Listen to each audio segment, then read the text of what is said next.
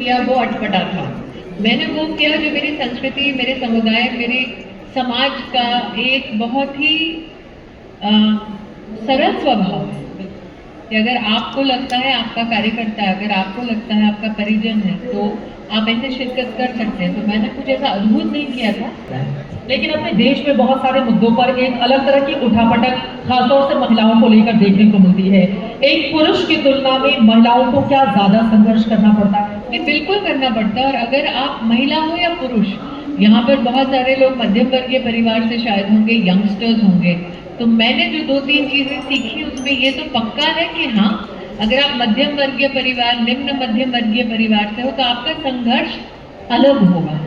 आपका संघर्ष होगा कि आपको बड़ा घर चाहिए, गाड़ी चाहिए, एक ऐसा बैंक बैलेंस चाहिए ताकि माता पिता के साथ आप भी अच्छे से रिटायर हो सके। जिसके पास धन है वो ये संघर्ष नहीं कर रहा। दूसरा, आप अगर महिला हैं तो ये फर्क नहीं पड़ता आपके पास धन है कि नहीं है, आपका संघर्ष अपने आप में एक यूनिक है। अगर आप एक ऐसी महिला हैं जो थोड़ी सी तेज तर्रार हैं, जो स्वभाव से सर झुका के नहीं सर उठा कर चलती हैं, तो आपको और मुसीबत होगी। अगर आप ऐसी महिला हैं जो अपना जीवन कैसे बिताएंगी वो खुद निर्धारित करती हैं, तो और मुसीबत होगी। तो महिलाओं को उनको सिखाया भी जाता है कि अगर आप सफल हो गए तो आपका जीवन, आपकी नैया पार हो गई, ऐसा नहीं है। अगर आप सफल हो गए तो आपकी मुसीबत डबल हो जाएगी। बस मुसीबत मुस्कुराते हुए आएगी, यही फर्क है। डबल कैसे हो जाएगी? कोई ऐसा उदाहरण जो आप बता। देखिए, महिला के लिए एक बार आप सफल हो जाए तो रिश्तों के कई स्वरूप आपको देखने के बदल जाते हैं।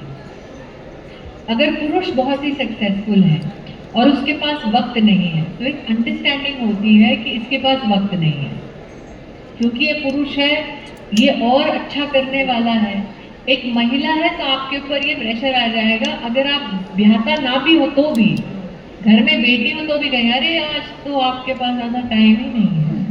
ये कभी किसी बेटे को नहीं बोला जाएगा। ये हमारे समाज की हकीकत है, इसको हमें स्वीकार करना पड़ेगा। और ये महिला के साथ सिर्फ वहाँ नहीं होता जहाँ पैसों की तंगी है, ये वहाँ भी होता है जहाँ पर एक समृद्ध परिवार है।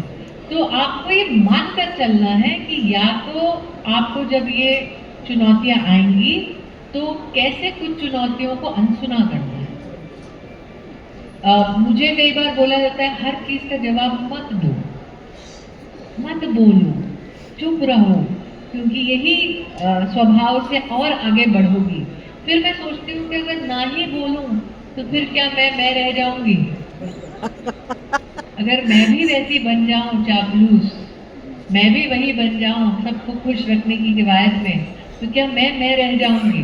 तो आपको ये कहीं ना कहीं निर्णय लेना पड़ेगा कि किस मुकाम पर जीवन के आपको वैसे ही बने रहना है या एडजस्टमेंट्स करनी है ताकि दूसरे आपसे खुश हो जाए। आप शुरू से ऐसी ही थी या फिर हाँ, बड़े बड़े भारी भरकम मंत्रालय मिलने के बाद? मैं शुरू से ही उतनी ही अक्खड़ थी जितनी अभी दिखाई दे रही। कई बार इसकी वजह से परेशानियों का भी सामना करना पड़ता है। हाँ, वो करना पड़ता है, लेकिन वो आपको मान कर चलना पड़ेगा कि अगर आपने जीवन जीने की ऐसी शैली स्वीकार की है, निर्णय लिया है, तो उसका एक परिणाम है। आप रोक पिट नहीं सकते कि अरे देखिए ना, मुझे अपने दम पे जीवन जीना है, लोग मुझे जीने नहीं दे रहे हैं।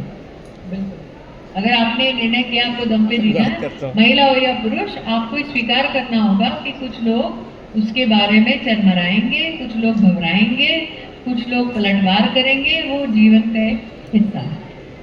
और उसी जीवन के हिस्से के साथ आप आगे। लेकिन कमजोर इंसान कभी इतिहास नहीं लिखता। ये बिल्कुल सही बात आपने कही। और जब किसी का टॉन्ट, किसी का ट्रोल आपको कमजोर कर दे, फिर आप नेता किस काम के हैं? क्या बात है, इस पर तो जोरदार तालियां होनी चाहिए। ये बिल्कुल सही बात है कि आलोचना खुद में परिभाषित करनी होगी कि कौन सी आपको आगे बढ़ाने में मदद कर रही है और कौन सी आपकी टांग खिंचाई कर रही है। लेकिन आपने कहा कि आप कई बार मतलब इस तरह की बातें रखती हैं जिसकी वजह से विवाद भी हो जाते हैं या कई लोग आपको टारगेट करते हैं। अब जब तुलसी के रूप में आपने 17 सालों के बाद वापसी की तो सेट पर सारी चीजें क्या बदली सी नजर आई? लोगों का नजरिया कि भाई ये तो अब मंत्री हो गई, इतनी बड़ी नेता देश की है, इनके साथ कैसे हम कट और कैमरा रोल करेंगे, क्या ऐसी चुनौती नहीं, थी? लोगों का नजरिया आपके बारे में चाहे कुछ भी हो, अब ये तो नहीं पता जो आपको लोग कह रहे हैं वही लोग फील कर रहे हैं कि नहीं। मेरा ये मानना है कि मैं अगर एक कलाकार की भूमिका में अपने आप को ढाल रही हूँ तो वो क्या मुद्दे हैं जो मेरे माध्यम से बतलाए जा रहे हैं, उसमें थोड़ा मेरा जो मेकर्स हैं उनके साथ चिंतन चर्चा रहती है, चैनल के साथ चर्चा रहती है और मुझे लगता है कि अभी तक वो जुगलबंदी हमारी काफ़ी प्रोडक्टिव रही है। एक डोमेस्टिक वायलेंस पे परिचर्चा, दूसरा पुरुषों को फेक केसेस में फंसाने वाली चर्चा, तीसरा एजिज्म पे चर्चा, चौथा वेट गेन पे चर्चा। क्योंकि कई बार मैंने देखा लोगों के पास और कोई कटाक्ष नहीं होता तो मुझे कहता है अरे मोटी हो गई है। तो महिला के ऊपर कई बार जो सक्सेसफुल होती है उस पर अगर कटाक्ष करना होता है तो उसके स्वाभिमान को अगर कुचलने की कोई लोग फिराक में रहते हैं तो उनको लगता है कि इसकी फिजिकलिटी पे कुछ बोल देंगे तो ये बेचारी अस्थिर हो जाएगी। तो ये सारे मुद्दे हम लोग उठाते हैं आजकल। कोऑपरेटिव, महिला की इकोनॉमिक इंडिपेंडेंस और फाइनली पहली बार तुलसी मीर को छोड़ देती है, वो भी हो रहा है।